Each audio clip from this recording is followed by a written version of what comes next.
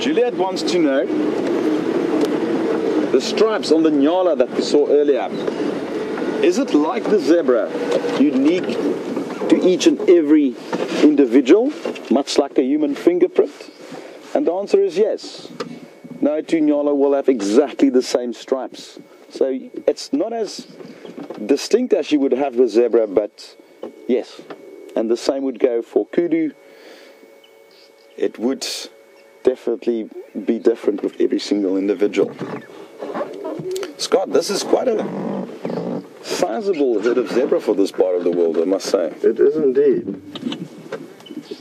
I haven't seen them for quite a few days now. I'm surprised at how relaxed these zebras are in terms of proximity to the vehicle. I found the area where I'm currently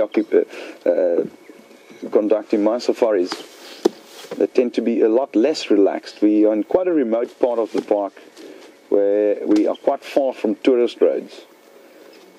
And the zebras in that particular region will never allow us this close to them with the vehicle. So for me, this is quite a treat to just be able to be this close to. And as a person who have my own horses back home, I can, even after all these years, sit and watch zebra. I mean, I often ask myself, you know, even after having studied all of this, I mean, it still baffles me. Why?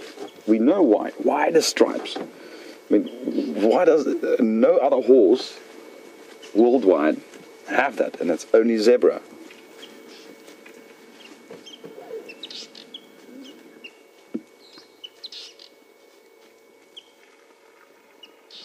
It's amazing feedback that I often get from clients post safari. I like to keep in touch with existing with old clients and so forth, and I always try and ask them, you know, what was the one animal that stood out for you on your safari, expecting something like leopard or lion or one of those, and I promise you 90% of the time it would be either zebra or giraffe. And very often it is zebra. It is such an iconic African creature, found nowhere else.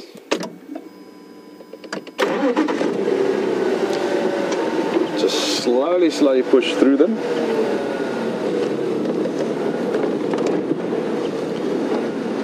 Got a little foal crossing the road. And just like with horses, we refer to them as mares and stallions. They are essentially equids, wild horses, a wild species of horse.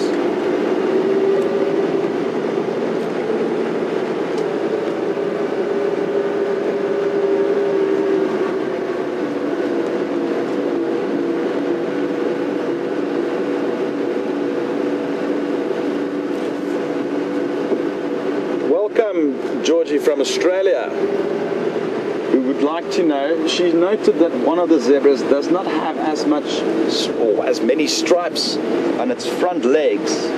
Is that normal, and how often do you see that? Georgie, it is fairly common, just like with humans.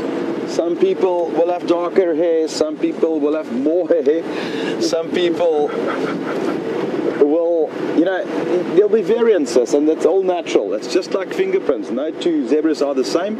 It is fairly common, and it is not something unusual for us to be alarmed about, genetically speaking, or something like that.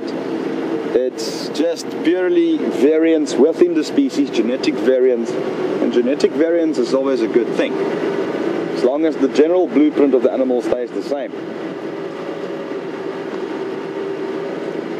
We're going to slowly but surely move on and try and locate those lions, or perhaps a leopard.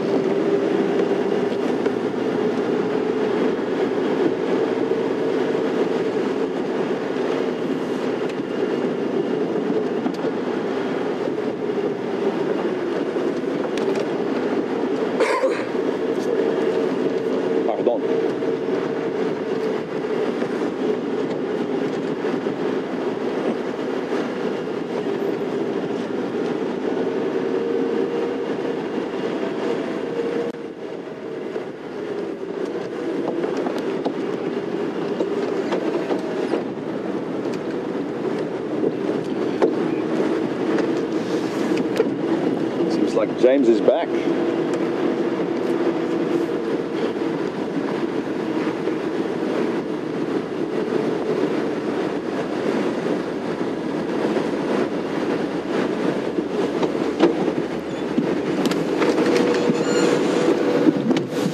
Hi, Adam from Mississippi.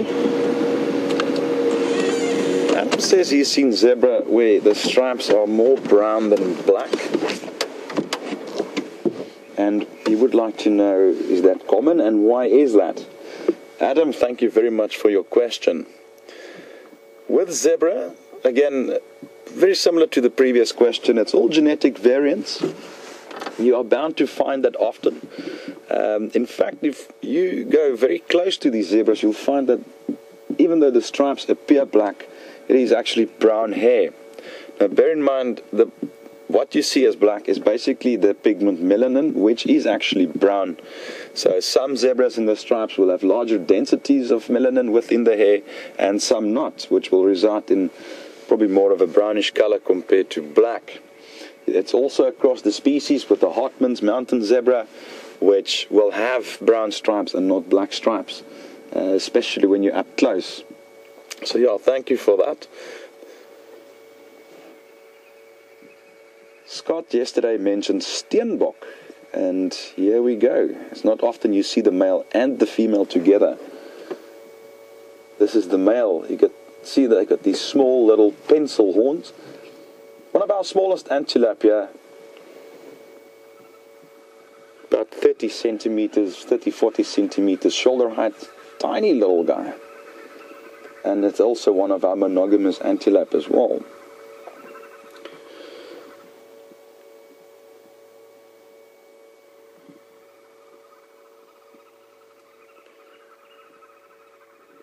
The reason that these smaller antelope are often monogamous and pair up for life lies in, firstly, their size, and secondly, their feeding habits. Now, if you look at mammals in general, the smaller the creature, the higher and faster its metabolism would be. And this necessitates it to feed on a much higher quality fodder. Now, Steenbok here, well, the general grass that you see in the area, the general leaves are not quality enough for them. They're looking for very special isolated little clusters of herbs and forbs and so forth. And these are plants that don't occur in high densities. These plants need to be, or put it that way, they need to find themselves a small territory. And you can imagine if there was 20 or 30 of them around in the same space and they find these one little forb or herb, there's not going to be enough food for all of them. So they have evolved the structure where the male and female collectively will have a territory roughly about 2 to 4 hectares in size, and they will defend that actively against other pairs, especially the male. So because now you have a lower density of these small antelope, they don't occur in herds. So now access to females will then also be limited. Therefore, it's rather opted to have a monogamous structure where a male can pair up with a female for life, and he's got his female, and every year he can propagate his genes. Remember that these resources are all for genetic propagation. It all links back to propagating your own genetic material. And that is why you find that a lot of these smaller antelopes have small territories actively defended against other pairs, and much higher nutritional need, and that's the reason why they have these territories. Let's move a little bit forward.